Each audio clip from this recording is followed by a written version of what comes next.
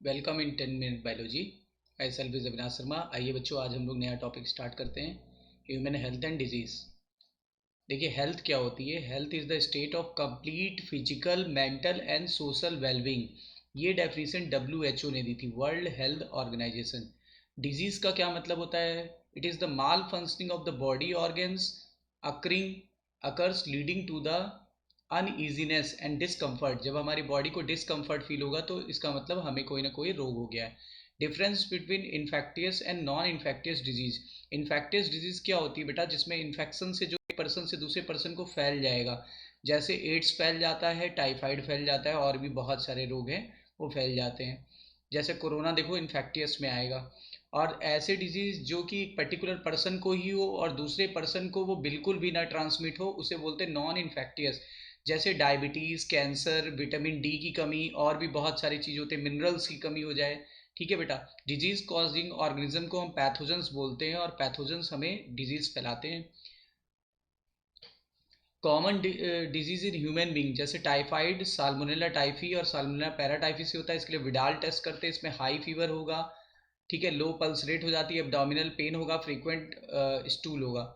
Pneumonia में क्या होता है? स्ट्रिप्टोकोकस निमोनिया हीमोफिलस इन्फ्लुएंजा से होता है। इसमें लिम्फ एंड म्यूकस कलेक्ट हो जाता है एल्विलाई और ब्रोंकियोल्स में, जिससे सांस लेने में काफ़ी दिक्कत होती है। कॉमन कोल्ड जो होता है बेटा, ये राइनो वायरस से होता है, जो नोज़ में रहता है। नेजल कंजेशन हो जाएगा, ठीक है, नेजल डिस्चार्ज होगा, सोर थ्रोट यानी कि गले में खराश आ जाएगी, होर्सनेस आवाज़ भारी हो जाएगी, आवाज़ में खरखराहट सी हो जाएगी, कफ होगा, हेडेक होगा, टायर्डनेस होगा, लेकिन लंग्स में इन्फेक्शन कभी नहीं होता है। मलेरिया जो होता है बेटा, ये प्लाज्मोडियम से होगा। प्लाज्मोडियम की कई प्रजातियां होती हैं, लेकिन इंडिया में कॉमन है प्लाज्मोडियम वाइवेक्स, ठीक है। और सबसे फैटल होता है फैल्सीपैरम। इसमें fever, restlessness, less appetite, slight sleeplessness और मस्कुलर पेन होगा, हेडेक होगा, फीलिंग ऑफ चिलनेस होगी, यानी कि कपकपी के साथ बुखार आएगा।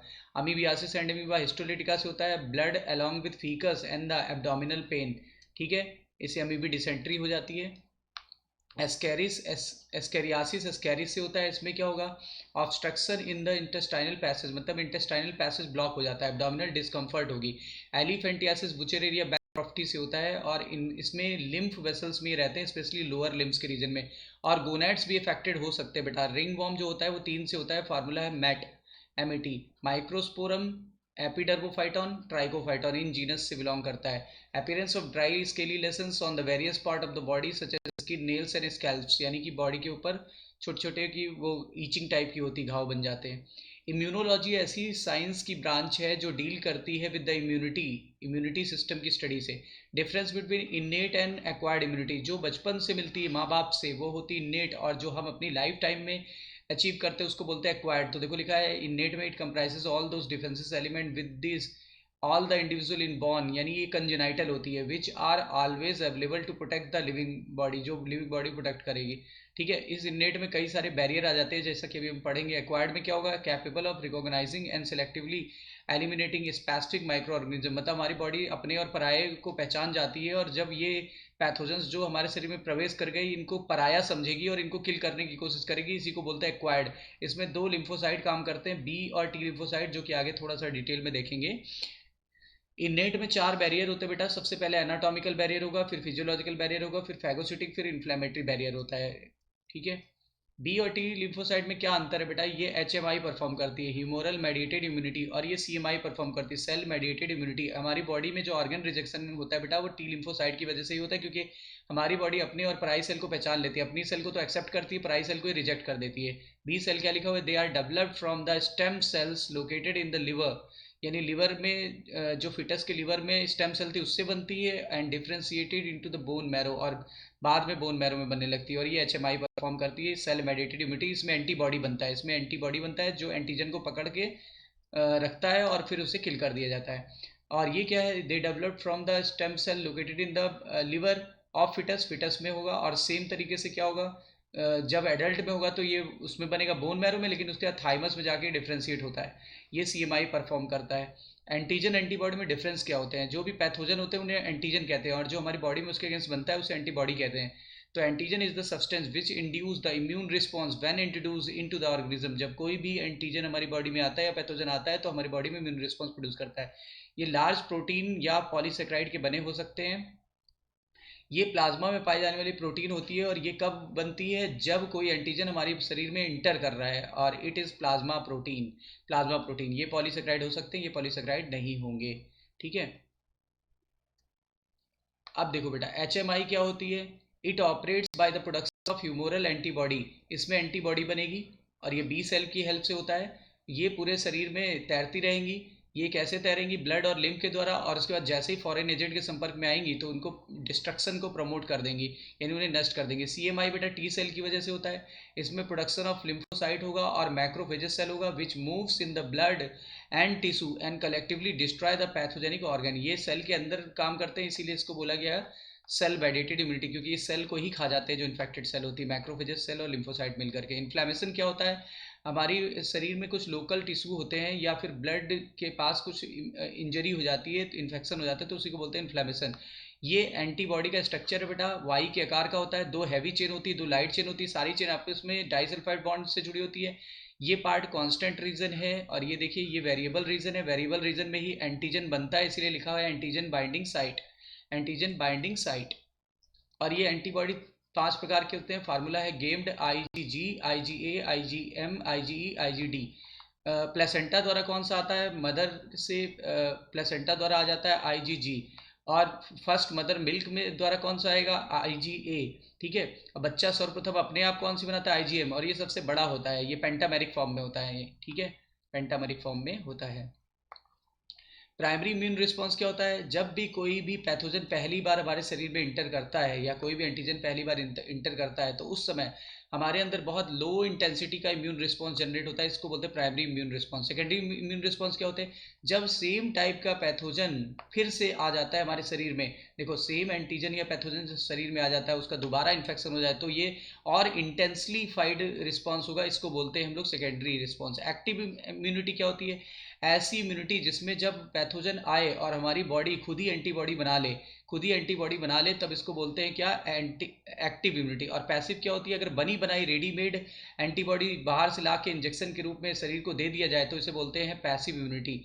ठीक है, difference between active and passive immunisation. Active में क्या लिखा है, a person own's body produce antibodies in response to introduction of weakened या killed bacteria in the body by vaccination. जैसे कोरोना वैक्सीन लगा रहे थे, उसमें वीक कर देते हैं हम लोग वायरस को, या वायरस को, और इससे शरीर में इंटर कर देते हैं, जिससे क्या हो जाएगा, जिससे क्या हो जाता है कि एक्टिव इम्यूनिटी डेवलप कर जाती है। ठीक है, और ये इम्यूनिटी जो होती है ये लॉन्ग ड्यूरेशन के लिए होती है और बहुत स्लो काम करती है। पैसिव इम्यूनिटी जो होती है, इसमें एंटीबॉडी जो कि ऑलरेडी प्रिपेयर्ड होता है, ये वर्टिब्रेट्स में इंजेक्ट कर देते हैं, किसी दूसरे वर्टिब्रेट में बनाते हैं और ह्यूमन बॉडी में इंजेक्ट कर देते हैं, और ताकि ये एंटीजन को किल कर सके। और ये जो होता है बहुत रैपिड रिस्पॉन्स होता है, लेकिन ये शॉर्ट ड्यूरेशन के लिए होती है। जैसे टिटनेस की जो वैक्सीन होती है वो देख लो, केवल 6 महीने तक इफेक्टिव होती है। ठीक है, वैक्सीनेशन क्या होता है, इसमें कोई भी एंटीजेनिक प्रोटीन ले लेंगे ऑफ पैथोजन, कोई भी पैथोजन का प्रोटीन ले लेंगे, या इनएक्टिव वीकेंड पैथोजन ही ले लेते हैं, उसी को वैक्सीन कहते हैं। अब उसके बाद इंट्रोड्यूस कर देंगे शरीर में इंजेक्शन के द्वारा, तो हमारा बॉडी क्या करेगा, इस एंटीजन को ये समझेगा कि ये दुश्मन है और एंटीबॉडी बना लेगा और न्यूट्रलाइज कर देगा इस पैथोजन को, और बिल्कुल वैसे ही काम करेगा जैसे एक्चुअल इन्फेक्शन होता है वैसे ही। वैक्सीन क्या होती है, vaccine are weak and dead pathogen which are inserted या injected into the person to stimulate the synthesis of antibody against the antigen. मैंने अभी बताया था कि आपको हमारे शरीर में एंटीजन डाल दिया जाता है, उसके अगेंस्ट हमारी बॉडी एंटीबॉडी बना लेती है, जिससे क्या होता है हमारे सुरक्षा हो जाती है, इसी को बोलते हैं वैक्सीन। एलर्जी क्या होती है, hyper sensitivity of the body, जो कि किसी फॉरेन सब्सटेंस के रिस्पॉन्स में हो रही हो। ऑटो इम्यूनिटी क्या क्या होती है, कभी कभी हमारे शरीर में अपने और पराये को पहचानने की क्षमता गायब हो जाती है, इसको बोलते हैं ऑटो इम्यून डिजीज। इसके कई जेनेटिकल और अननोन डिसऑर्डर, अननोन कारण भी हो सकते हैं। लिम्फाइड ऑर्गन क्या होते हैं, ऐसे ऑर्गन जहां पर मैचुरेशन और प्रोलिफरेशन होगा लिम्फोसाइट का, उसी को बोलते हैं लिम्फाइड ऑर्गन। जैसे bone marrow, thymus, spleen, lymph node, और म्यूकोसा एसोसिएटेड लिम्फाइड टिश्यू। और पूरे लिम्फाइड टिश्यू का 50% अकेले माल्ट होता है, माल्ट यानी mucus associated lymphoid tissue. AIDS क्या होता है, एक्वायर्ड इम्यूनोडेफिशिएंसी सिंड्रोम। इसमें क्या होता है, एक्वायर्ड क्योंकि इसको लाइफ टाइम में एक्वायर करते हैं, इम्यूनोडेफिशिएंसी क्योंकि इसमें टी लिम्फोसाइट की संख्या घट जाती है, टी हेल्पर सेल की संख्या घट जाती है। सिंड्रोम क्योंकि बहुत सारे इसमें डिजीज के सिम्टम नजर आते हैं। कॉजेटिव एजेंट होता है HIV third. Mode of transmission कैसे होता है, ब्लड द्वारा ट्रांसमिशन, ब्लड के ट्रांसमिशन से हो जाएगा। हाइपोडर्मिक निडल अगर यूज कर रहे हैं तो हो जाएगा, जो एडिक्टर होते हैं ड्रग एडिक्टर उनको हो जाएगा। होमोसेक्सुअलिटी से हो जाता है, मल्टीपल हेट्रोसेक्सुअल इंटरकोर्स के द्वारा हो जाएगा, कि अगर किसी को एड्स है तो उससे दूसरे पर्सन को फैल जाएगा। प्रिवेंटिव क्या है, प्रिवेंटिव मेजर्स क्या है, avoid blood transfusion from the drug abuser, maintain good moral character, ठीक है, अवॉइड होमोसेक्सुअल इंटरकोर्स ना करें। कैंसर क्या होता है, uncontrol multiple division of cell ही कैंसर कहलाता है। कैंसर सेल में क्या होती है, सेल लगातार डिवाइड होगी और एक मास बना लेती, मास को ट्यूमर कहते हैं। बिनिंग और मेलिग्नेंट ट्यूमर में क्या डिफरेंस है अभी आपको बताते हैं। मेटास्टेसिस क्या होती है, मेलिग्नेंट ट्यूमर में जब कोई भी सेल जो होती है जब वो दूसरी सेल के संपर्क में आ जाती है तो उसको भी कैंसरस सेल में बदल देती है, इसी को बोलते हैं मेटास्टेसिस। ठीक है बेटा, वो फैक्टर जो कैंसर कॉज करेंगे कार्सिनोजेनिक एजेंट बोलते हैं, जैसे x-ray, UV rays, chemical like nicotine, tobacco, alcohol भी है। इंटरफेरॉन्स क्या होता है, ये एंटीवायरल प्रोटीन होती हैं। ये क्या होती है, जैसे वायरल इन्फेक्टेड सेल है तो ये यहाँ से प्रोड्यूस होगी और ये बगल वाली सेल जिसमें अभी वायरस का इन्फेक्शन नहीं हुआ ये इसको बचा लेगी, ये एंटीवायरल प्रोटीन होती है। ठीक है, फिर लिखा है डायग्नोसिस ऑफ कैंसर। कैंसर की डायग्नोसिस कैसे करते हैं, मोनोक्लोनल एंटीबॉडीज करते हैं, ब्लड टेस्ट से करते हैं, नॉन इन्वेसिव टेक्निक जैसे एक्सरे से, सीटी स्कैन से और एमआरआई से भी करते हैं। एमआरआई सबसे सेफर है क्योंकि इसमें कोई भी हार्मफुल रेज नहीं निकलती है। ट्रीटमेंट क्या है, सर्जरी है, रेडियोथेरेपी है, कीमोथेरेपी है और इम्यूनोथेरेपी है। ठीक है, एडिक्शन क्या होता है, फिजिकल और मेंटल डिपेंडेंसी जो कि किसी ड्रग की वजह से, ड्रग के लिए हो सकती है, अल्कोहल के लिए हो सकती है, ये सारे। ऑपियाइड क्या होती है, ऐसी ड्रग जिसके लिए रिसेप्टर जो होता है हमारे सीएनएस यानी सेंट्रल नर्वस सिस्टम में और जीआईटी में होगा, उसको ऑपियाइड बोलते हैं। ठीक है, उसको ऑपियाइड कहते हैं।